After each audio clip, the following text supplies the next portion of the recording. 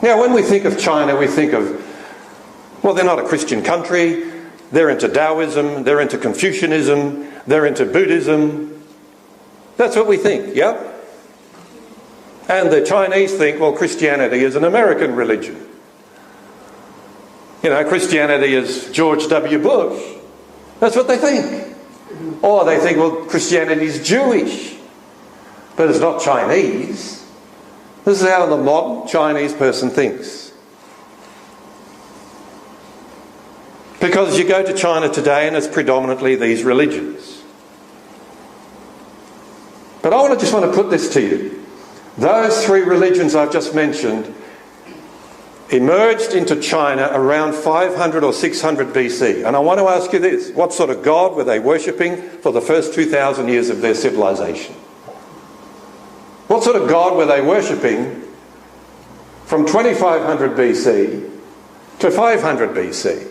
If those three religions that make China so well known today did not arise until 500 BC. Now, when Moses was crossing the Red Sea with the children of Israel and going through the wilderness experience for 40 years, and then Joshua took over and they entered the Promised Land, while all that was going on, the Shang dynasty was alive and well in China. The Shang dynasty is the first dynasty with actual records and documents. So while Moses and Joshua were there, the Chinese were doing this. And Confucius tells us in his 5 classics, and Sima Qian, the great Chinese historian, tells us in his historical records, the greatest Chinese historian of Chinese history is Sima Qian. And he says that the Shang people worshipped a god called Shangdi. Di just means emperor. Di just means king of kings. They worshipped Emperor Shang. So when you see the word Di, it means supreme being, supreme God, supreme king. And this is what the Chinese letter for Shangdi looks like. They didn't believe in images, they didn't believe in statues of their god. It was all forbidden, they knew it was wrong. But they had a letter for Shangdi. And the word for God or heaven is Tian. And Tian looks like that. And Sima Qian tells us, the greatest historian of Chinese history, that Shangdi is another name for Tian. Any Chinese people here today? Am I pronouncing this right? It's not Tian. That's how the Australians would say it. It's Tian. And Shangdi is another name for Tian. And Tian looks like this. And if I take the top piece off, the word becomes Da, which means anything that is very big is Da. The universe is Da. The sun is Da. A constellation is Da. But when you add that horizontal piece on top, whenever you see that in Chinese and it's the top uppermost horizontal stroke, it means the highest of the high of the high.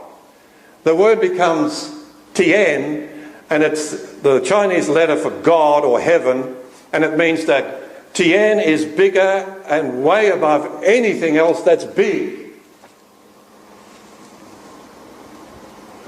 So Tian and Shangdi are the same.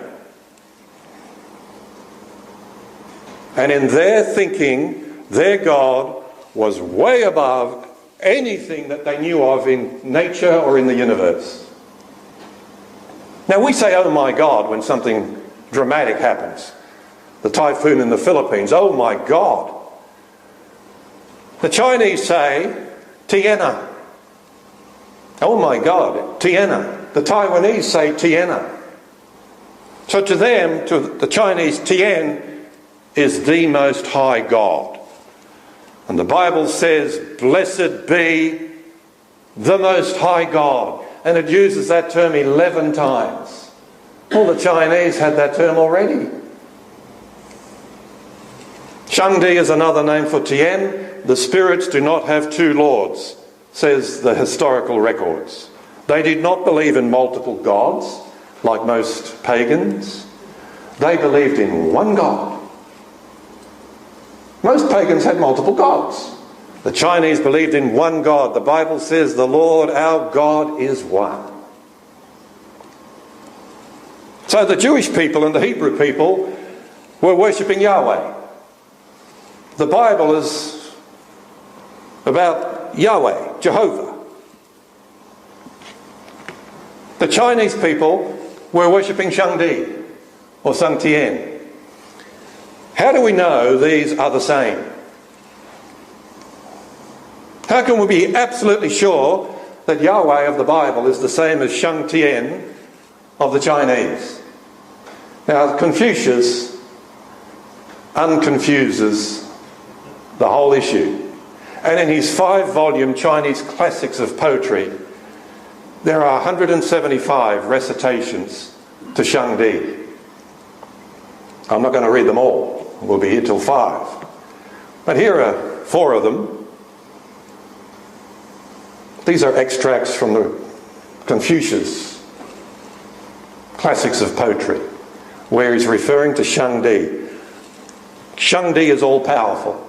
Shangdi has all authority over nations. Shangdi is all-knowing. Shangdi is ever-present, omnipresent, omniscient, supreme being over all nations, all-powerful. You might say, well, so what? You've got to remember this. Most pagans did not believe in a God of love. They believed in a God to be feared. And some Christians today still believe in a God to be feared, to be afraid of. The Chinese believed that Shangdi was a God of love. Very unusual for a pagan religion. So I've given you 5 characteristics that are in Confucius' Classics of Poetry. There are 175 recitations to Shangdi. I've given you 5. And they depict these characteristics of Shangdi. He's holy, he's righteous, he's eternal, he's just, he's gracious, he's faithful, he's wise, he's a God of love, and he's a God of mercy. This is Yahweh. This is Jehovah. They just gave him a different name. Now, Sima Qian